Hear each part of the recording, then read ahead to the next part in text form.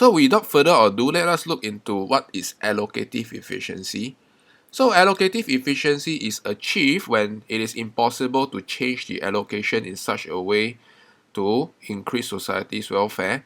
Okay, and it also means that your total consumer surplus and your producer surplus is maximized.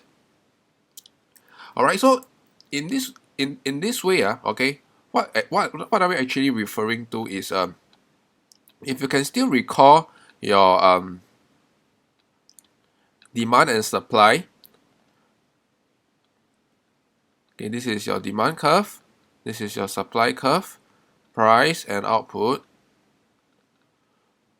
You realize that in a market that is absent of externality, okay, or market failure, okay, you realize that your consumer surplus, okay, and your producer surplus is actually maximized, okay, in such a way, okay, and allocative efficiency is actually achieved. All right, so and in a free market, we use P to measure the society's marginal value derived for consuming the last unit of good. So what is the term marginal value? Alright, marginal value simply means, okay, the incremental value,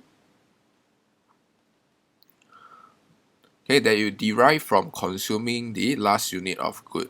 Alright, so if the price is high, it simply means that the incremental value for consuming the good is high, okay, because you are willing to pay such a high price.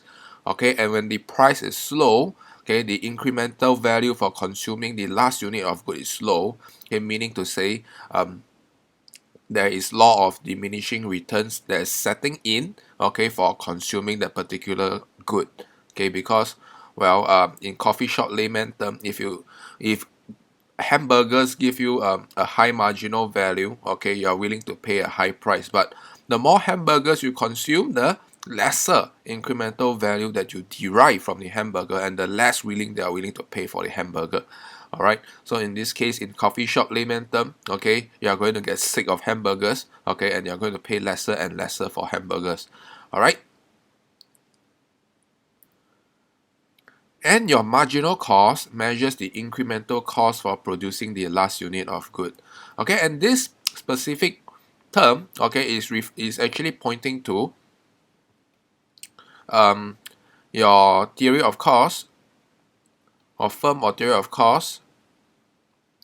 Okay, the very first lecture, okay, a lot have been mentioned about marginal cost, meaning to say to produce one more unit of good, okay, what is the incremental cost going to be incurred?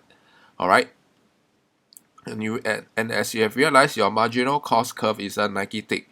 Okay, so it's going to be higher and higher and higher for producing the last unit of good. The incremental cost is going to be high. So in the absence of externality and public good, your allocative efficiency is achieved when P is equals to MC for producing a good.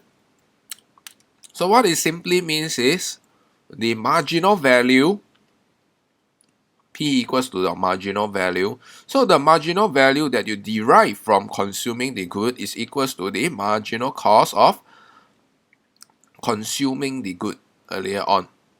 Alright, so this concept is fairly similar to your profit maximizing concept, MC equals to MR. Okay, so this actually maximizes profit. Okay, and this actually maximizes welfare and surplus. Okay, so P equals your price is equals to your marginal value.